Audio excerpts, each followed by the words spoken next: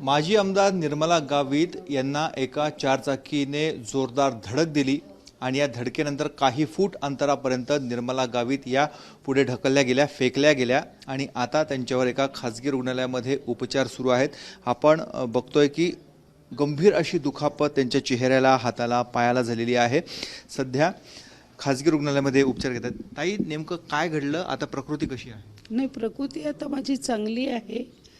काल मी नेमके वॉक करायला निघाले, माझा नातू पण माझ्यासोबत होता आणि त्याची केअरटेकर होती आणि आम्ही घरापासून 200 मीटरपर्यंत गेलो असेल आणि मागून काहीतरी, मला तर काही कळालंच नाही, पण आवाज आला जोराचा आणि मी उडाले। माझा नातू रडायला लागला आणि ते म्हणायला लागले की आजी पडली, आजी पडली, आजी उठ, आजी उठ।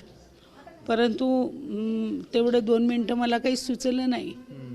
नंतर मला तिथली मुलं पळत गेले आणि माझ्या घरी गेले तर माझ्या मुलीला सांगितलं, ती घरी होती, ती आली, माझा मुलाचा मित्र होता तो आलेला, हे दोघं आलेत आणि मग यांनी मला इथे हॉस्पिटलला आणलं आणि नंतर मला जाणवलं की आपल्याला किती लागलं, काय लागलं असतं। तेव्हा कळालं की आपला ॲक्सिडेंट झाला आहे असं।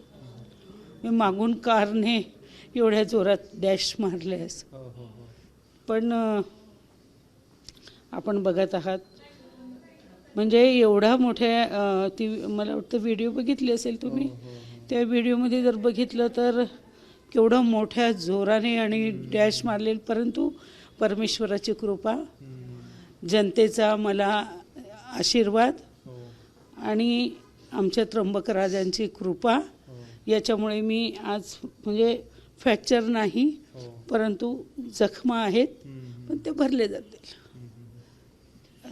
हे नेमकं कशामुळे घडलं असावं असा आपला अंदाज आहे? काहीच नाही, मला तर काहीच कळालं नाही कशामुळे झालं, काय झालं।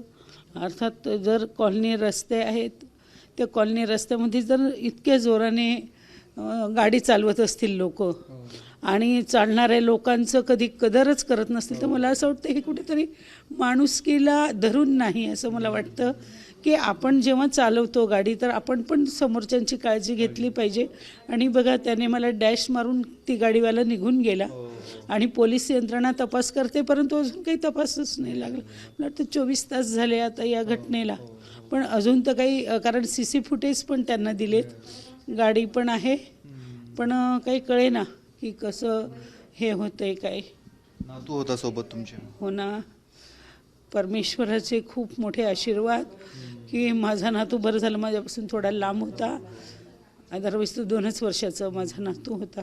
तर मला हेच म्हणायचं आहे की प्रत्येकाने काळजी घेतली पाहिजे की आपण कॉलनीमध्ये जेव्हा चालवतो, गाडी चालवतो, आपल्यासमोर लोक येतात, आपण बघितलं पाहिजे, हेच मी म्हणेन। ह्या माजी आमदार आहेत, त्यांची कन्या देखील आपल्यासोबत आहेत। आई, कालची घटना घडल्यानंतर तुम्ही काही पोलिसांशी संपर्क साधला आहे का? एकूणच ह्या घटनेनंतर कुठल्या कुठल्या समस्यांना, प्रसंगांना तुम्हाला सामोरं जावं लागलं? मी सातत्याने ह्या गोष्टीमध्ये पोलिसांशी संपर्कात आहे। PI राजपूत साहेब स्वतः काल संध्याकाळी इथे येऊन गेले, त्यानंतर त्यांनी ज्या ऑफिसर्सला याच्या केससाठी लावलेलं आहे त्यांच्याशी माझं दिवसातनं 2दा बोलणं झालं आहे। ते काल येऊन सगळं जबाब वगैरे घेऊन गेले।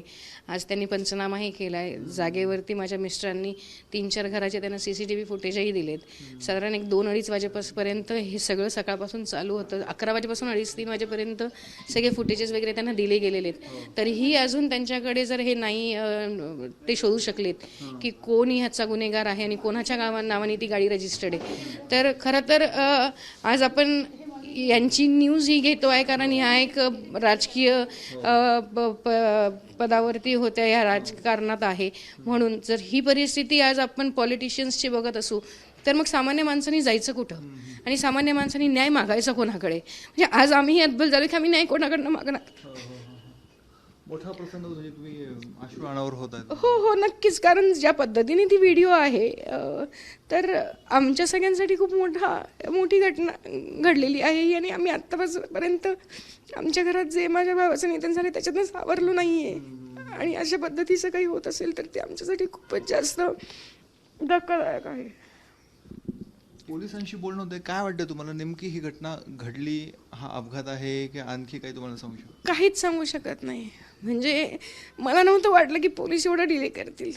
माझ्या पद्धतीने मी सगळ्यांनाही फोन केले की आपण याच्यामध्ये इन्व्हॉल्व्ह आहोत. मी राजपूत साहेबांशी स्वतः बोलली. मला वाटलं होतं ते जेव्हा काल आले त्याच्यानंतर मला असं वाटलं होतं की ते फर्मली काहीतरी याच्यावर निर्णय घेतील, लवकरात लवकर याचा काहीतरी आम्हाला भेटेल, समोर येईल व्यक्ती. पण अजून तसं काहीच झालेलं नाही आहे. खरं तर खूपच आमच्या अपेक्षा आशांवरती पाणी फिरलेलं आहे महाराष्ट्र पोलीसकडनं. आणि नाशिकमध्ये आपण 24 तास उलटले ना, तर बघा ना 5:50 झाले आणि कालचं जे फुटेज आहे, जे CCTV आहे, हे 5:50च आहे. इनफॅक्ट त्याच्या 1-2-5 मिनटं आधी झालेली घटना असेल. आणि तरीही अजून आपण जर शोधू शकत नाही आहोत तर दिस इज अ फेलियर. रोजच फेरफटका रोजच फेरफटका मारतात त्या. सकाळ संध्याकाळ दोघी टाइम्स जातात. डिपेंड्स की जर सकाळी त्या फिरून आल्या आहेत आणि इन केस त्या मतदारसंघात गेल्या आहेत किंवा नाशिकच्या बाहेर आहेत तर त्यांचा संध्याकाळचा एक वेळेस मिस होऊ शकतो. पण बेसिकली त्या रोजच असतात ह्या टायमाला बाहेर फेरफटका मारण्यासाठी. वॉक करायला त्या रोजच जातात या टायमाला.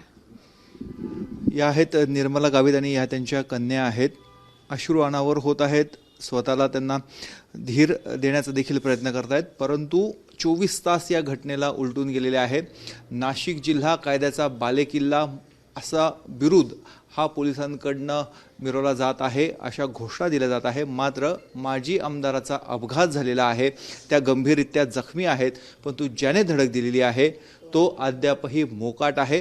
यांच्याकडनं वारंवार पोलिसांशी संपर्क साधला जातोय, मात्र अद्यापही कोणी यांना धडक दिली, त्यामागचा हेतू काय होता हे अद्याप स्पष्ट झालेलं नाहीये. कॅमेरामॅन मयूर बारगेजेसह मुकुल कुलकर्णी, ABP माझा, नाशिक. ABP माझा, उघडा डोळे बघा नीट.